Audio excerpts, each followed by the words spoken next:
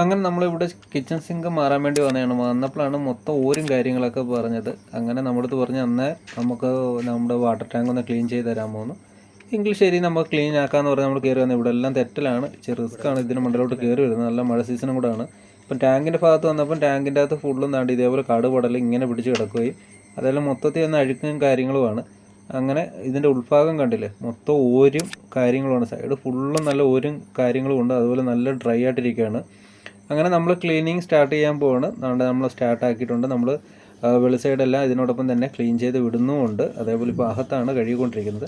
ഇപ്പം കുറച്ച് ദിവസങ്ങളായിട്ട് നമുക്ക് ടാങ്ക് ക്ലീനിങ് ആണ് ഏറ്റവും കൂടുതൽ വരുന്നത്. അപ്പോൾ ഇതിനെ ഒരു പ്രൊഫഷൻ ആക്കിയാലോ എന്ന് നമ്മൾ ചിന്തിക്കാതില്ല.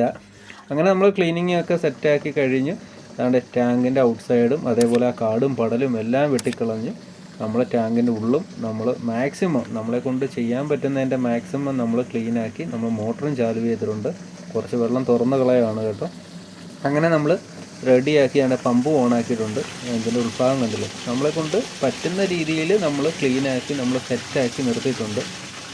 ഇനി നമുക്ക് ഇതിൻ്റെ കവറും കൂടെ ടാങ്ക് എന്ന് പറഞ്ഞ ഉടനെ കവറും കാര്യങ്ങളും ഒന്ന് ഇട്ടാൽ മതി. അപ്പോൾ ഇത് നിങ്ങൾ ചിന്തിക്കേണ്ടത് എപ്പോഴും ടാങ്ക് ക്ലീൻ